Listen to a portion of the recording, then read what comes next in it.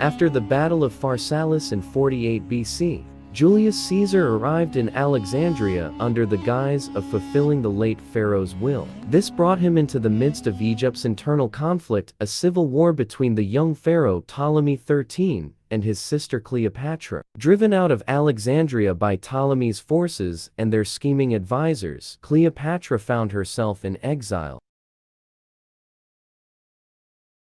I am the rightful ruler of Egypt, yet my brother and his treacherous advisers plaguing with my throne. Caesar holds the power to end this mockery, but I cannot reach him. We must devise a way to meet him face to face unseen and unquestioned. But how? My queen, Ptolemy's palace brims with soldiers, and Caesar is not one to entertain strangers without cause.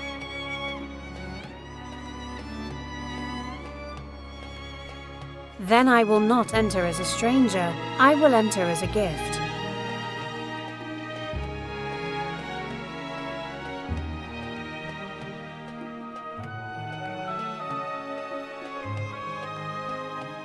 Yet, she was undeterred. Cleopatra understood that her path to reclaiming her throne lay in convincing Caesar to side with her. The challenge, however, was reaching him within the heavily guarded palace, where her enemies held sway.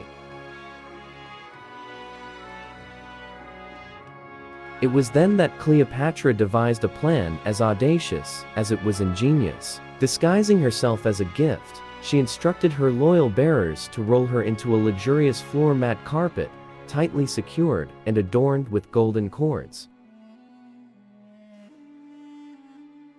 A note attached to the roll declared it as a tribute to Caesar from a prominent Alexandrian merchant. With this clever ruse, she ensured that no one would question the gift's authenticity or purpose.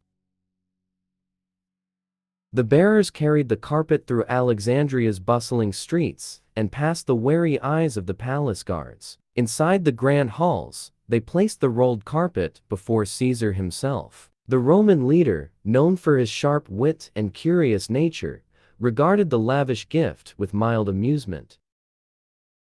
As the guards stepped away and the chamber fell silent, the carpet began to unroll. First, a slender hand emerged, followed by the figure of Cleopatra herself, regal even in her precarious position. As she stood, her kohl-lined eyes met Caesar's astonished gaze. For a brief moment, time seemed to freeze. Then, Caesar's lips curled into a faint smile, equal parts surprise and admiration. Here stood a woman unlike any he had encountered, a queen willing to risk everything to claim her destiny. Cleopatra seized the moment to make her case. She spoke of her rightful claim to the throne, the chaos wrought by her brother's reign, and her vision of a prosperous Egypt allied with Rome. Her eloquence and fiery determination resonated deeply with Caesar, who was no stranger to ambition. Hail, Caesar, forgive the theatrics, but my cause demanded ingenuity. I am Cleopatra, Queen of Egypt by right, and I come not as a supplicant but as an ally. My brother and his conspirators have usurped my throne, and Egypt crumbles under their misrule. Restore me, and I shall ensure Egypt stands with Rome strong, loyal, and bountiful. You risked much to stand before me. Such courage deserves an audience and perhaps an ally.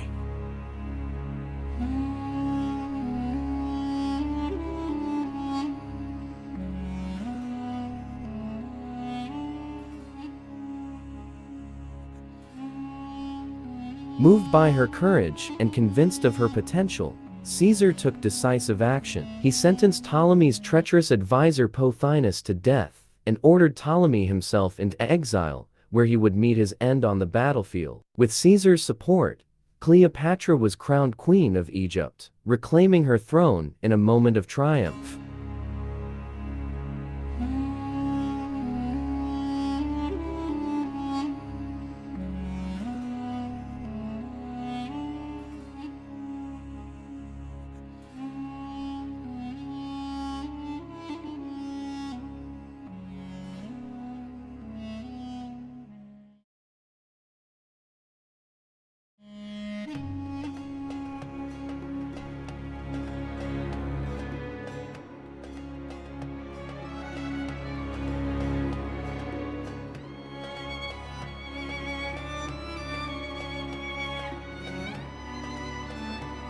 As Cleopatra ascended to power, her alliance with Caesar grew into something far more profound. Their union, both strategic and personal, culminated in their marriage. When their son Caesarion was born, Caesar publicly acknowledged him, defying Roman tradition and stirring both fascination and scandal in Rome and the Senate.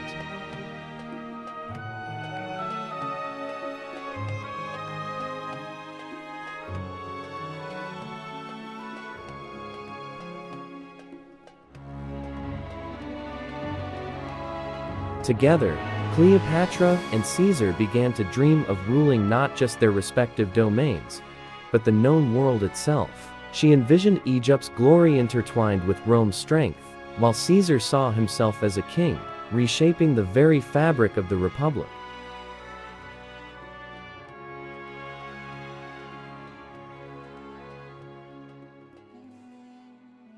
There was a partnership marked by ambition, brilliance, and boldness, a union that would echo through history as both a testament to their vision and a harbinger of the tumultuous events that lay ahead.